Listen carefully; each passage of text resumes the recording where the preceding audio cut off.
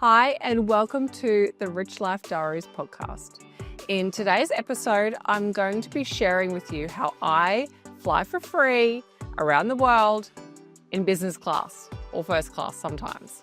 So let's get into it.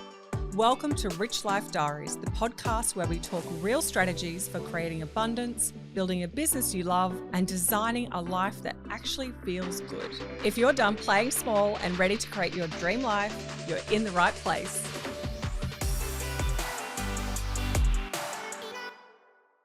So first of all, I want to welcome you from the lovely Croatia. So I flew here business class from Brisbane to London, and it cost me 180,000 points with Qatar. And in this episode, I'm going to show you how you can do the same thing so you can live a life in luxury without having to fork out 20 grand for a business class flight. To explain how I fly first class or business class for free, it's obviously with points. So a lot of the airlines have a rewards point system where you can either have a credit card that's attached to your points and you can accumulate points for every dollar you spend. Now, all the credit cards have different amounts that they give you. So some of them give you 1 point for, $1 spend. Some of them give you 2 points for $1 spend. They are all completely different.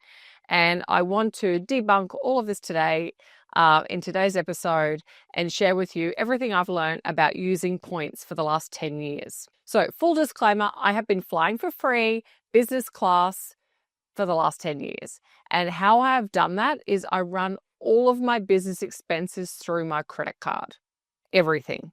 So what that means is I pay for all my advertising costs, I pay for all my software costs, I pay for all my staff costs, everything, my tax, everything goes on credit card where possible. So the reason why I get to fly for free is because I accumulate a lot of points. So I'm always flying around the world or wherever, and I never pay for it. So another way of accumulating points, if you don't have a business with expenses, you can obviously just use your personal, get a credit card for your personal use and run everything on your credit card. Pay for everything, fuel, rent if you can, anything and everything.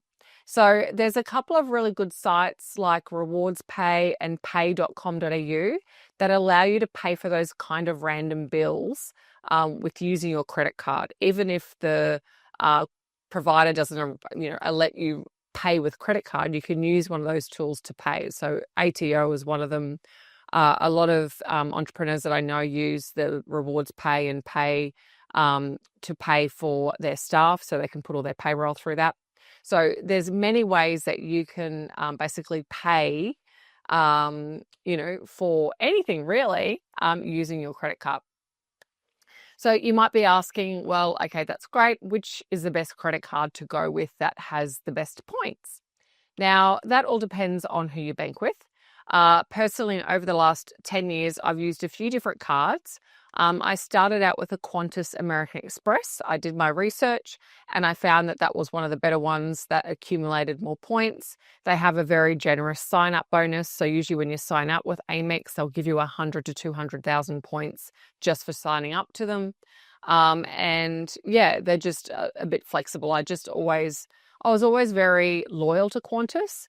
And so for many years, I've always been using my Qantas frequent flyers to fly everywhere around the world in business until recently. I have changed. So basically, in probably the last 12 months, I've been using the American Express Platinum card. Now that card acquires more points and it gives you a lot more flexibility. So you're not locked into Qantas. So you can pretty much fly with any airline. You just basically, they need to be a partner with Amex, which most of them are. And it's super easy to do. You accumulate your points with American Express and then you transfer those points over to whatever airline it is that you're wanting to fly with. So do your research on which credit cards are the best. American Express show you on their website the differences between every single card and the cost for the card and how many points you'll accumulate and that kind of thing. So definitely do your price comparison to see what's the best option for you. But my personal preferences are American Express. And I have one for my business, the Platinum, and I've got the Qantas American Express that I use for all my personal expenses. you might be wondering, what are the best airlines to fly with that give you the most point or rewards bookings? Now, a lot of the airlines have really cracked down since COVID, unfortunately. So that's why I moved away from my Qantas card, because I just felt like with Qantas, there wasn't really many rewards flights, and I was a platinum member as well. So yeah, I went from gold to platinum for about 12 months, and it made no difference. I would call Qantas and ask them, can I book a flight with, I'm a platinum member, and long story short, it was always a no. So yeah, I think it's the biggest waste of time, to be honest. I'm not a huge fan of Qantas these days. I'm not going to lie. I feel like across the board, their service has gone down. The planes are just generally a bit old. Yeah, their loyalty program kind of sucks, to be honest. And that's probably one of the main reasons why I open up an Amex Platinum card, so gives me the flexibility of flying with any airline. So I'm not locked into Qantas and the One World partnerships within Qantas. So that's why I sort of moved over. I still use my Qantas card for my personal expenses, but I do think Qantas is definitely not the best airline these days with rewards points. I have noticed in the last couple of years, whenever I've wanted to book somewhere like Europe, it's always 600,000 points or 500,000 points if you're lucky, return business class. So it's a lot of points, and it costs a lot of money. You've got to spend a lot of money to get those points. So I have found over recent times they're not the best loyalty program anymore, unfortunately.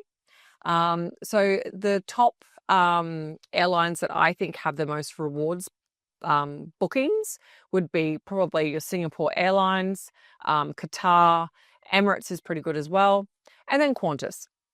So Emirates and Qantas are obviously part of the One World network, and Emirates can be a bit hit and miss. I have noticed sometimes they'll charge the same as Qantas for a return flight to Europe, but then every now and then you get this random really good deal. So just to give you some information and a bit of a background as to how I got to Europe right now, how I got to Croatia, and how I'm getting home and how much it cost me. So to get here, I flew with Qatar business class, and that was 180,000 points with Qatar.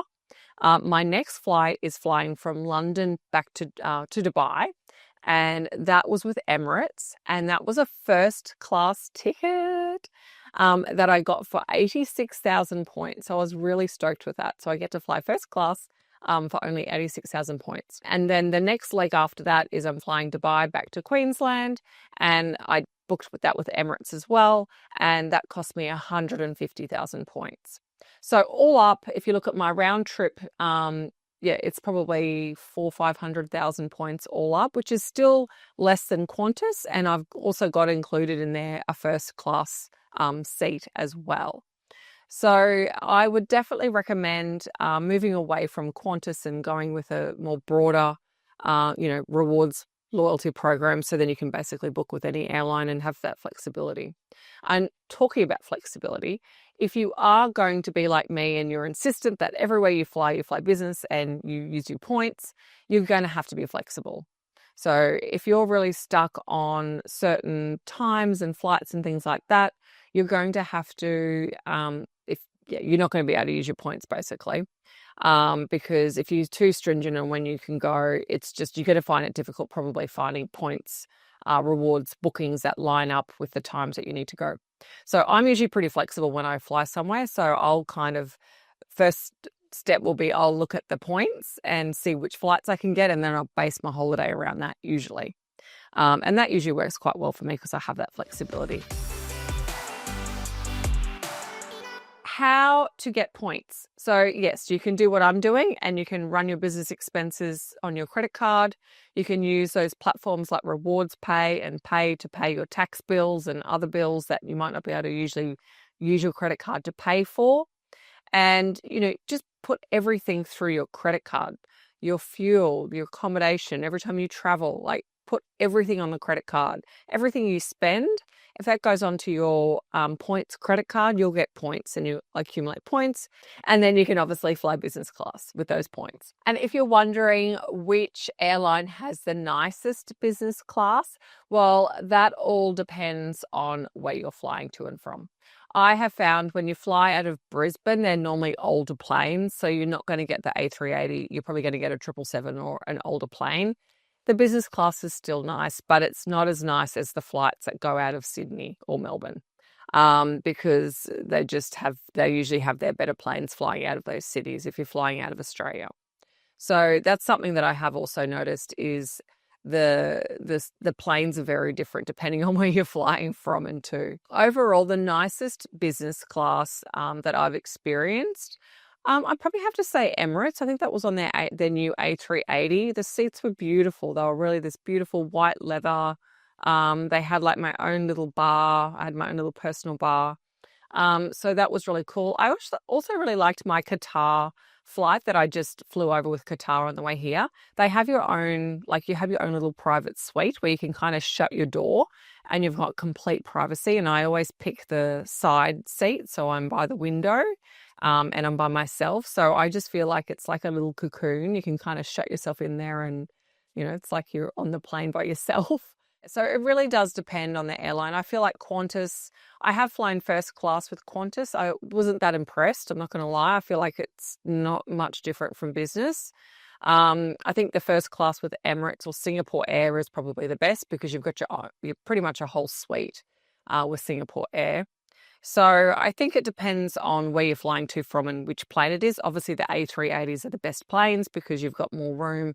They're normally more modern. You've got upstairs, downstairs. Usually with business, you've got a bar as well. That's one thing I love about Emirates is there's a beautiful bar at the back. And yeah, it's just a nicer experience. I feel like the service on Emirates and Qatar is the best as well. Like I've flown British Airways, Qantas, Malaysian Air, Emirates, Qatar, probably some others I've forgotten about, and I've flown them all business class. And I'd probably say the service, I've been a bit underwhelmed with Qantas. I'm not going to lie. As I said, I'm not much of a fan these days of Qantas anymore. I think their service, everything's just gone down a bit, but I'm definitely a huge fan of Emirates. I think they're definitely one of the better airlines to fly with. And Qatar was pretty good too. The service, the staff were very super friendly, and yeah, just an overall really good experience.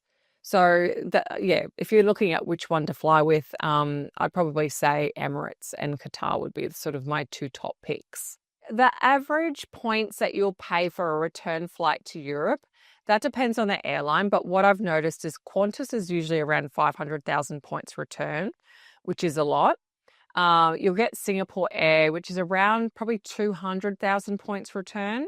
Or if you're open like me to kind of do lots of searches and find the best deals with the best airlines, you can kind of do it with multiple different airlines, which is what I've just done. As I said, I'm flying Qatar and then I'm flying Emirates on two different legs on the way home. And I managed to get that, at around 400,000 points. So it really does depend on your flexibility. But I would probably, say usually 500,000 points, Qantas and Emirates. Singapore Air will be 200. Qatar, I reckon, is probably about 300,000 points, depending if you can get a good deal. And they're probably the better ones with the lowest amount of points.